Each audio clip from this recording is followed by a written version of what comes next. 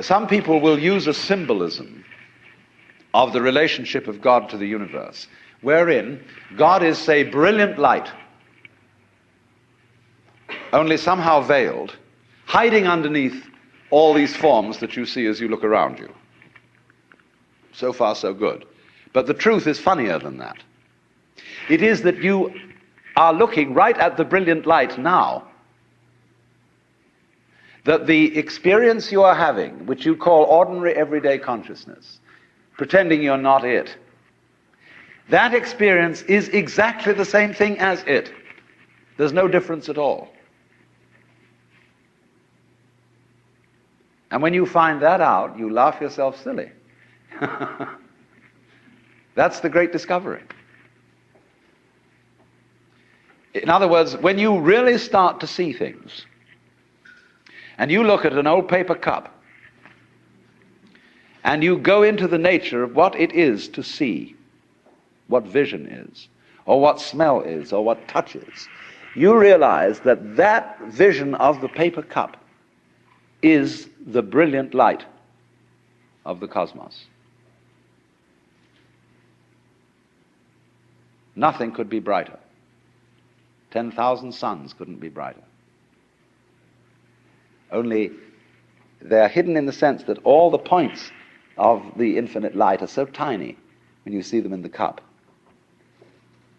They don't blow your eyes out. But it is actually, see, the source of all light is in the eye. If there were no eyes in this world, the sun would not be light. You evoke light out of the universe. In the same way, you, by virtue of having a soft skin, evoke hardness out of wood. Wood is only hard in relation to a soft skin. It's your eardrum that evokes noise out of the air. You, by being this organism, call into being the whole universe of light and color and hardness and heaviness and everything, you see? But in the mythology that we've sold ourselves on during the end of the 19th century, when people discovered how big the universe was, and that we live on a little planet in a solar system on the edge of a galaxy, which is a minor galaxy, everybody thought, we're really unimportant after all. God isn't there and doesn't love us, and nature doesn't give a damn. And we put ourselves down, you see. But actually, it's this little funny microbe, tiny thing, crawling on this little planet that's way out somewhere, who has the ingenuity, by nature of this magnificent organic structure, to evoke the whole universe out of what would otherwise be mere quanta. There's jazz going on.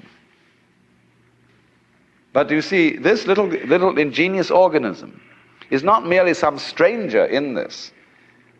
This little organism on this little planet is what the whole show is growing there, and so realizing its own presence.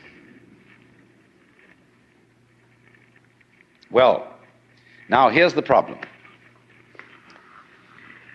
If this is the state of affairs, which is so,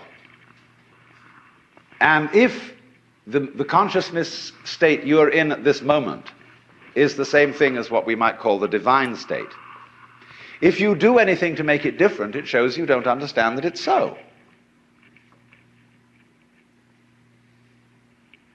So the moment you start practicing yoga, or praying, or meditating, or indulging in some sort of spiritual cultivation,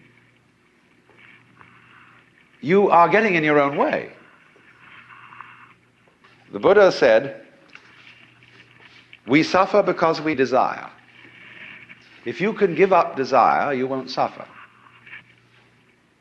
But he didn't say that as the last word. He said that as the opening step of a dialogue. Because if you say that to someone, they're going to come back after a while and say, yes, but I'm now desiring not to desire. And so the Buddha will answer, well, at last you're beginning to understand the point.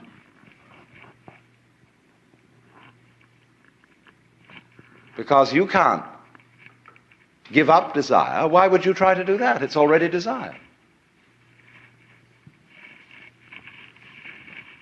So in the same way, you say, you ought to be unselfish. or to give up your ego. Let go, relax. Why do you want to do that? Just because it's another way of beating the game, isn't it? But the moment you see you hypothesize that you are different from the universe, you want to get one up on it. But if you try to get one up on the universe, and you're in competition with it, it means you don't understand you are it.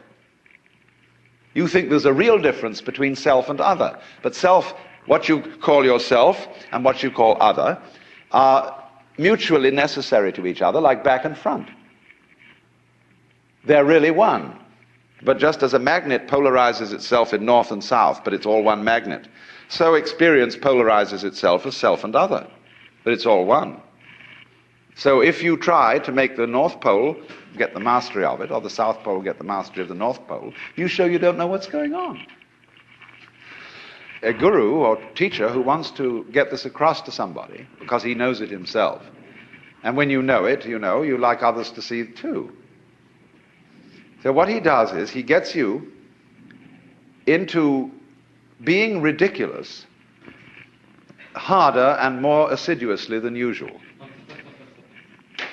In other words, if you are in a contest with the universe, he's going to stir up that contest until it becomes ridiculous. And so he sets you such tasks as saying, now of course, in order to be a true person, you must give up yourself. Be unselfish.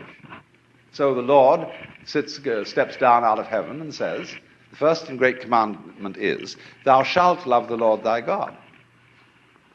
You must love me. Well, that's a double bind. You can't love on purpose.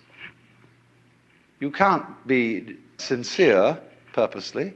It's like trying not to think of a green elephant while taking medicine.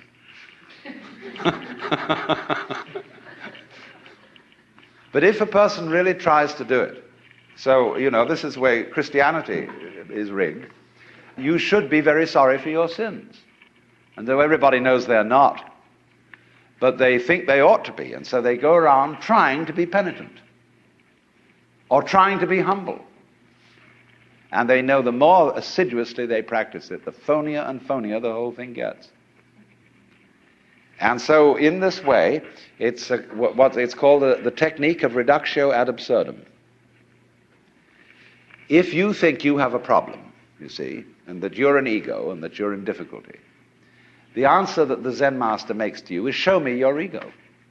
I want to see this thing that has a problem. When Bodhidharma, the legendary founder of Zen, came to China, a disciple came to him and said, I have no peace of mind. Please pacify my mind. And Bodhidharma said, bring out your mind here before me and I'll pacify it. Well, he said, when I look for it, I can't find it. So Bodhidharma said, there, it's pacified. See, because when you look for your own mind, that is to say your own particularized center of being, which is separate from everything else, you won't be able to find it. But the only way you'll know it isn't there is if you look for it hard enough to find out that it isn't there. And so everybody says, all right, know yourself, look within, find out who you are. Because the harder you look, you won't be able to find it. And then you'll realize that it isn't there at all. There isn't a separate you. Your mind is what there is.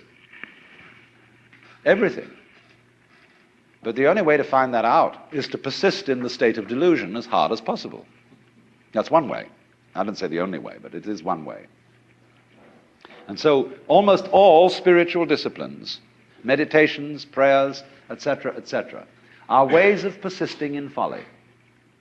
Doing resolutely and consistently what you're doing already. So if a person believes that the earth is flat, you can't talk him out of that. He knows it's flat. Look out of the window and see it. Obviously it looks flat.